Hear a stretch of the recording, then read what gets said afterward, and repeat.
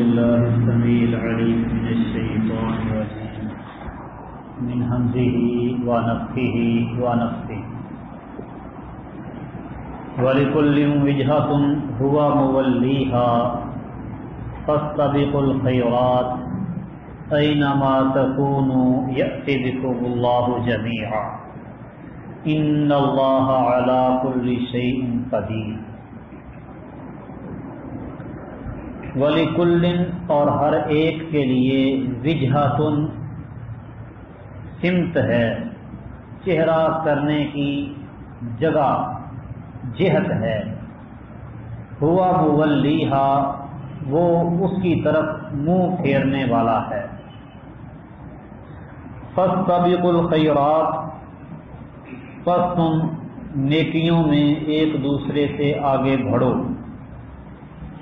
Anima تکونوا تم جہاں کہیں بھی ہوگے، یأتی بکم اللہ جمیعا تو اللہ تم سب کو لے آئے گا۔ ان اللہ یقیناً اللہ تعالی علی کل شیء قدیر ہر چیز پر خوب قدرت رکھنے والا ہے۔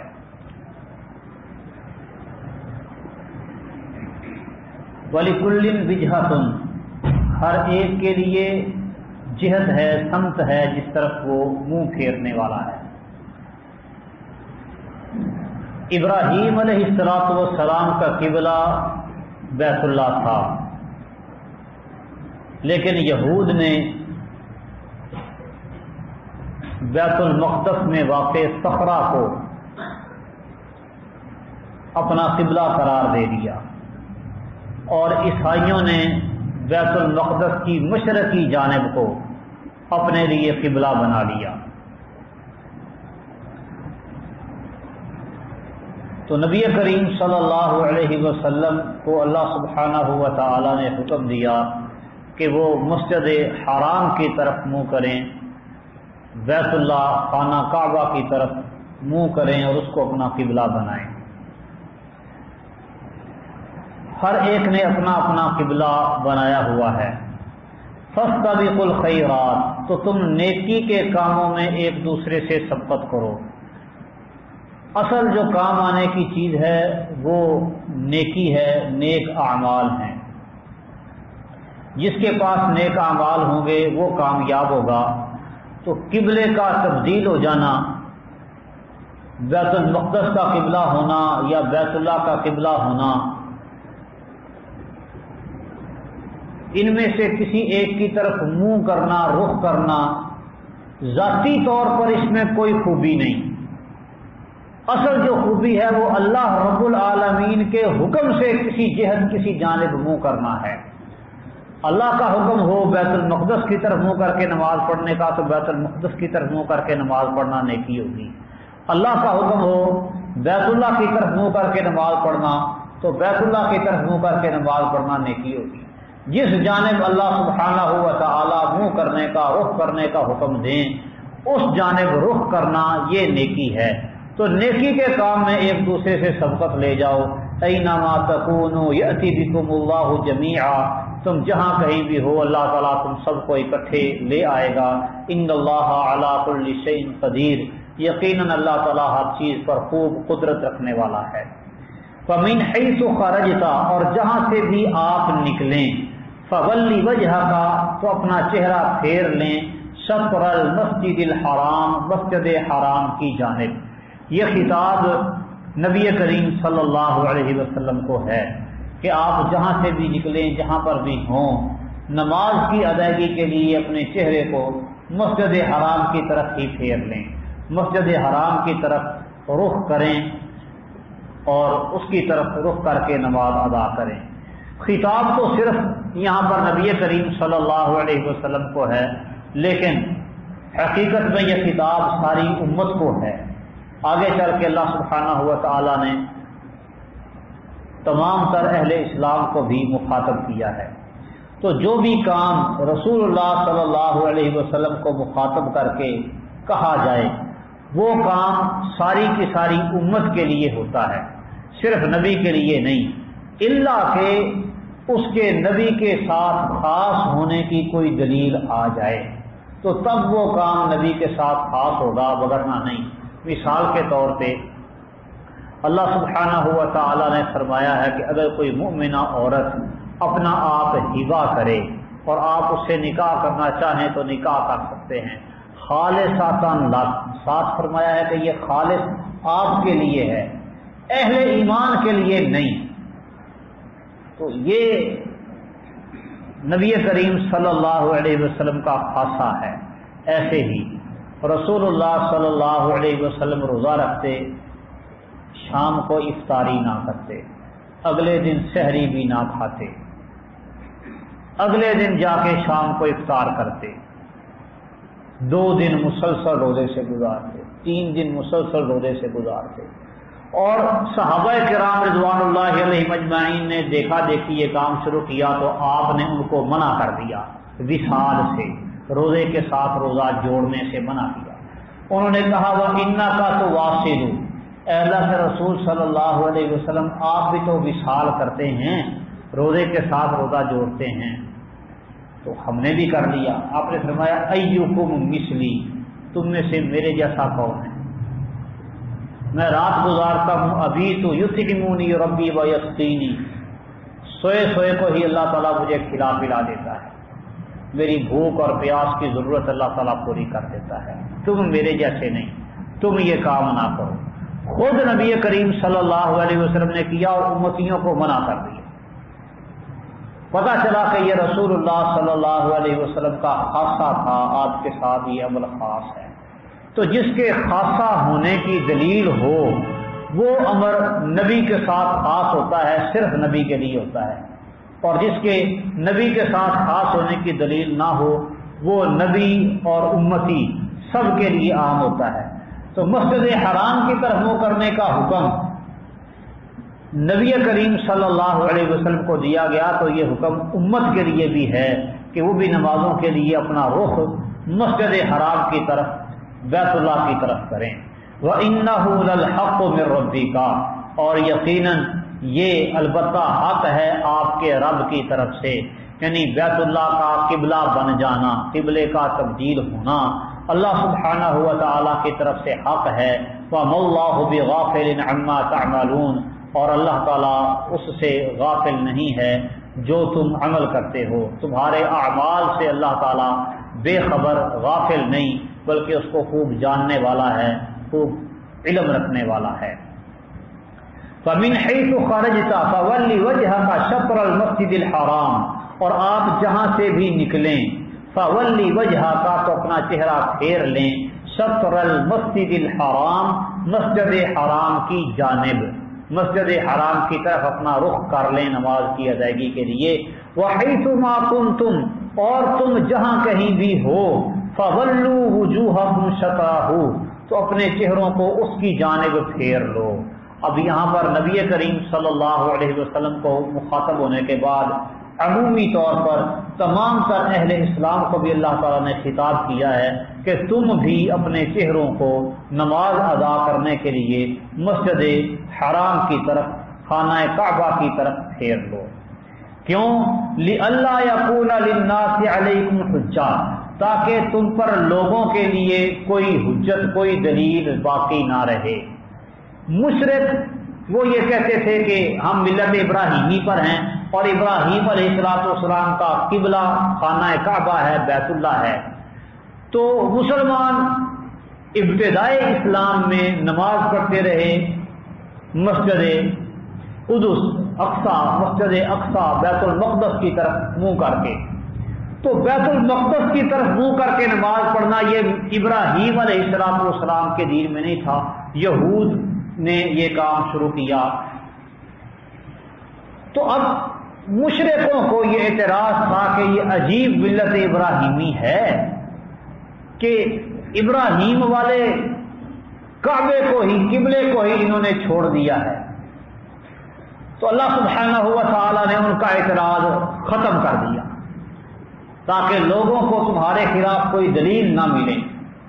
اور اسی طرح یہود و نصارہ نے بیت المقدس کو قبلہ بنایا تھا، یہودیوں نے صحرا کو اور نصارہ نے بیت المقدس کی مشرقی جانب کو۔ اور یہ ابراہیم علیہ السلام کے بعد انہوں نے یہ کام کیا۔ تو اللہ سبحانہ و تعالیٰ نے ان کو پہلے بتا رکھا تھا کہ جو آخری نبی آئے گا اس کا قبلہ وہ بیت اللہ ہوگا، بیت اللہ کی طرف منہ کر کے، خانہ کعبہ کی طرف منہ کر کے وہ نماز ادا کرے گا۔ تو اللہ سبحانہ و تعالیٰ نے بیت اللہ کو قبلہ بنانے کا حکم نازل کر کے یہود و نصارہ کی دلیل بھی ختم کر دی۔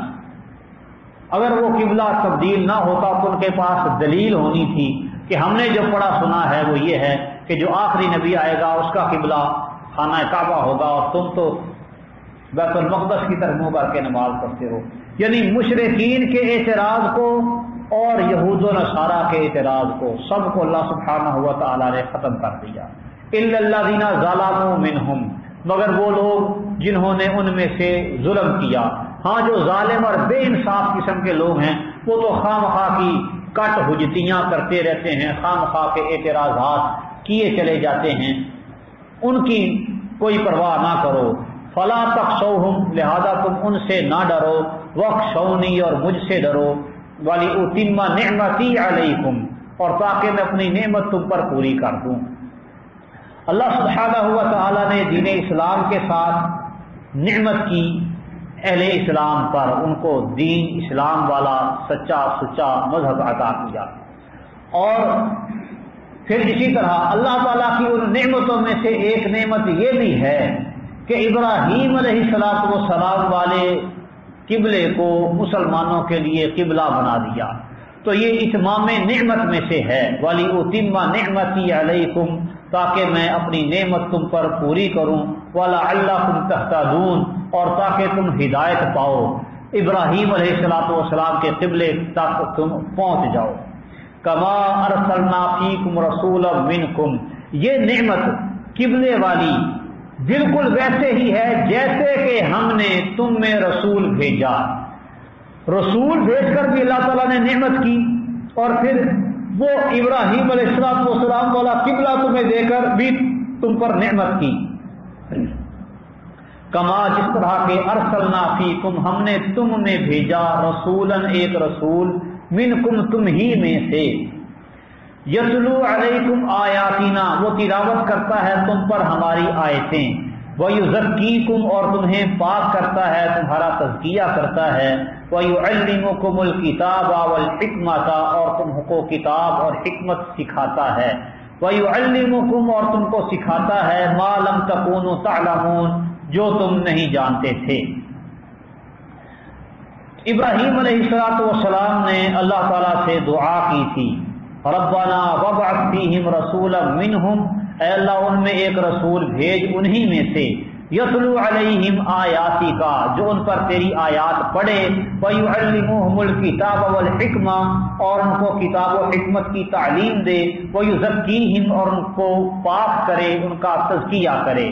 تو اللہ سبحانہ و تعالیٰ نے ایک تو ابراہیم علیہ السلام کی وہ دعا قبول کی، نبی کریم صلی اللہ علیہ وسلم کی صورت میں اہل عرب کو، کعبہ کے باسیوں کو ایک رسول عنایت کیا جو انہی میں سے تھا، باہر سے آیا ہوا نہیں، اور دوسرا کہ قبلہ بھی ان کے لیے وہی مقرر کر دیا جو ابراہیم علیہ السلام کا قبلہ تھا، وَيُعَلِّمُكُمْ، اور وہ تم کو سکھاتا ہے، مَا لَمْ تَكُونُوا تَعْلَمُونَ، جو تم نہیں جانتے تھے۔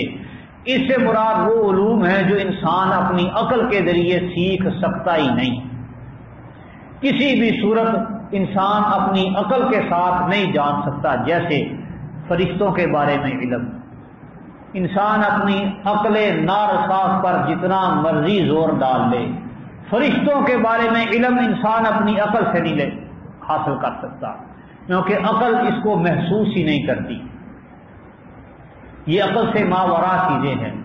ایسے ہی جنت، جہنم، اور اسی طرح وہ علوم تمام کے تمام تر وہ باتیں کہ جن کے بارے میں انسان اپنی ذاتی استعداد سے، ذاتی قوت سے، عقل سے جن کے بارے میں نہیں جان سکتا، وہ علوم مراد ہیں۔ فاذکرونی اذکرکم، یہ نعمت اللہ تعالیٰ نے یاد دلوائی اور نعمت کا تذکرہ کیا اور فرمایا فاذکرونی، لہذا تم مجھے یاد رکھو، اذکرکم، میں تمہیں یاد رکھوں گا۔ اللہ کو یاد رکھنا، اللہ کا ذکر، یہ دل سے بھی ہوتا ہے اور زبان سے بھی. دل میں اللہ تعالیٰ کو بندہ یاد رکھے تو یہ بھی اللہ کا ذکر ہے، اور زبان سے اللہ تعالیٰ کا تذکرہ کرے یہ بھی اللہ تعالیٰ کا ذکر ہے. فاذکرونی، تو مجھے یاد رکھو، اذکرکم، میں تمہیں یاد رکھوں گا، واشکروا لی، اور میرے لیے شکر کرو، ولا تکفرون، اور ناشکری نہ کرو.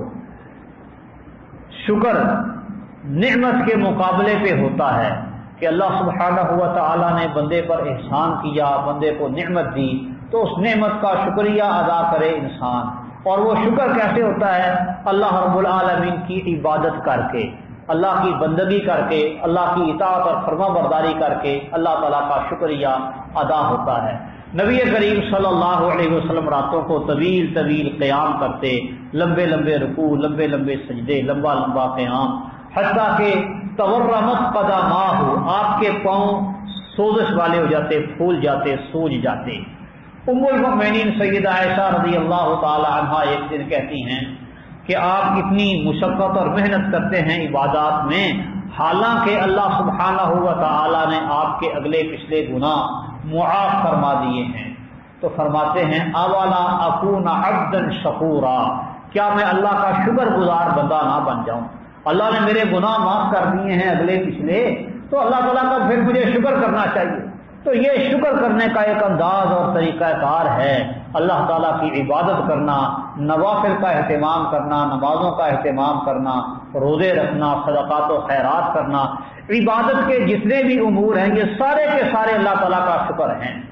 ایسے ہی پہلے آپ سن آئے ہیں کہ موسیٰ علیہ السلام کو اللہ سبحانہ و تعالیٰ نے نجات دی بنی اسرائیل کو فرعون سے.